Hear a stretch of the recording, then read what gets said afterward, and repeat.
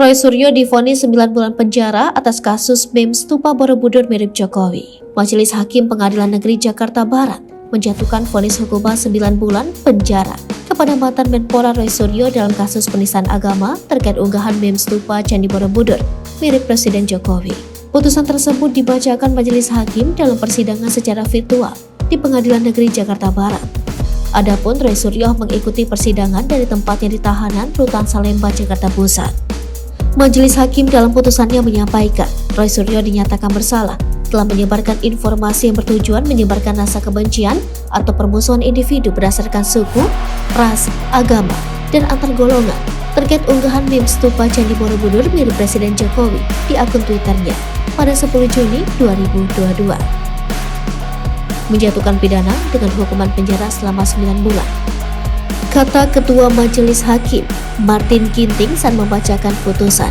Majelis Hakim dalam putusannya menimbang perbuatan yang memberatkan dan meringankan bagi terdakwa. Hal yang memberatkan putusan Roy Suryo ini yakni perbuatan terdakwa melalui multiple tweet dapat merusak kerukunan umat beragama dalam bingkai kebinekaan.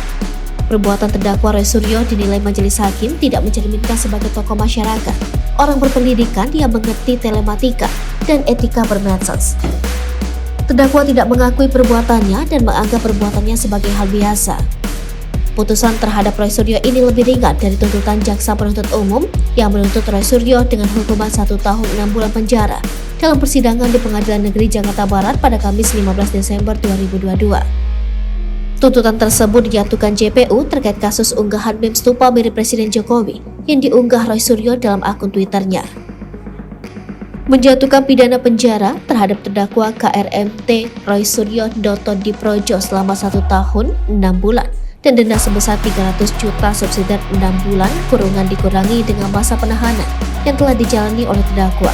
Dengan perintah terdakwa tetap ditahan, kata JPU Setio Adi Wicaksono dalam tuntutannya Kamis 15 Desember. Dalam tuntutannya, jaksa menilai Roy Suryo telah terbukti secara sah melanggar pasal 28 ayat 2 Junto pasal 45A Undang-Undang Nomor 19 Tahun 2016 tentang perubahan atas Undang-Undang Nomor 11 Tahun 2008 tentang informasi dan transaksi elektronik.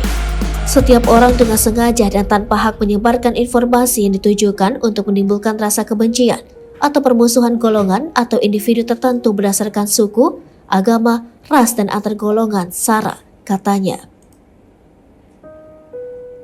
Atas tuntutan tersebut, Roy Suryo pun mengajukan pledoi atau nota pembelaan. Dalam pledoinya, Roy memohon agar Majelis Hakim membebaskan dirinya dari hukuman.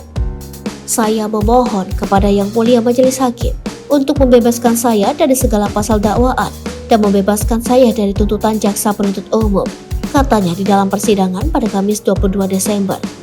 Selain membebaskan dari hukuman, Roy Suryo juga meminta Majelis Hakim memulihkan nama baiknya akibat terseret kasus ini, serta mengembalikan harkat dan martabat dan kehormatan saya, ujar Roy. Permohonan tersebut disampaikannya karena tak merasa melakukan perbuatan yang menimbulkan kebencian atau permusuhan, baik individu maupun kelompok masyarakat, katanya.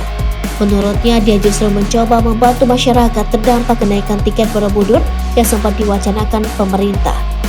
Dengan mengkritik kepada pemerintah dan satir kepada netizen pembuat meme, pungkasnya.